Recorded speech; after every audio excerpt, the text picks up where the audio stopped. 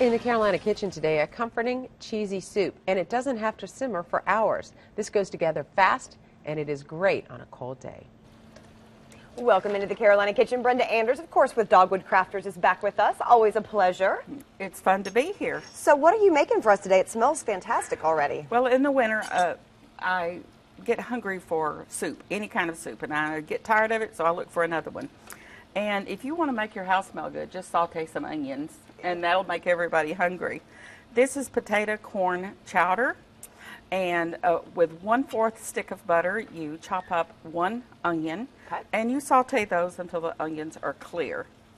Meanwhile, you have cooked until they're tender about 8 potatoes, and they need to be kind of bite size, you know, and chop them up a little bit.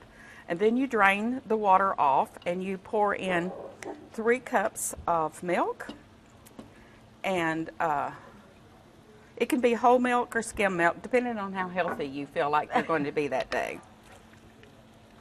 And you mix that together, and when it comes to a boil, you put in the sauteed onions and stir that just a little bit. Oh, it does smell good. It looks nice and hearty, too. And you can use canned corn, or you can use corn that you have prepared and put in your freezer.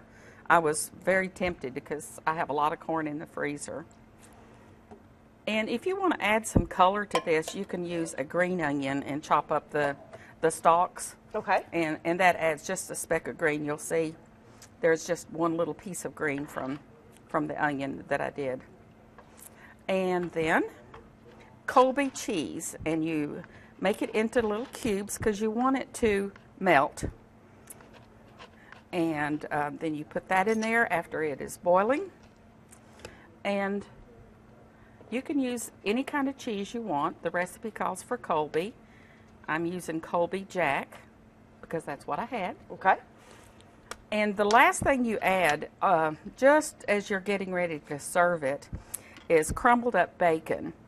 And the reason you don't put it in right away, the bacon will get kind of soggy and you'll have those little fat pieces in your mouth. Yeah, I don't like that. I don't like that either. I like crispy bacon. So I've been using more and more the already cooked bacon. It's easy. It's easy and it's nice. And so you dish out your soup in your bowls after the cheese is melted, and then just sprinkle as much as you want of the fresh bacon on the top. All right. And my husband likes to eat this with saltine crackers that have been heated in the oven with butter, you know, and then when they come out, they're nice and toasty and warm, and you put a little smear of butter. We can always make even crackers fattening if we want to, can't we? That's right. All right, let's get you guys the recipe at home. Go to our website, WLOS.com. Click on the Carolina Kitchen link. That, of course, is the fastest way. Or you can send a self-addressed stamped envelope to 110 Technology Drive, Asheville, 28803. A nice, hearty potato corn chowder to get you warm this winter. Brenda, thank you so much. Thank you. And that's what's cooking today in the Carolina Kitchen.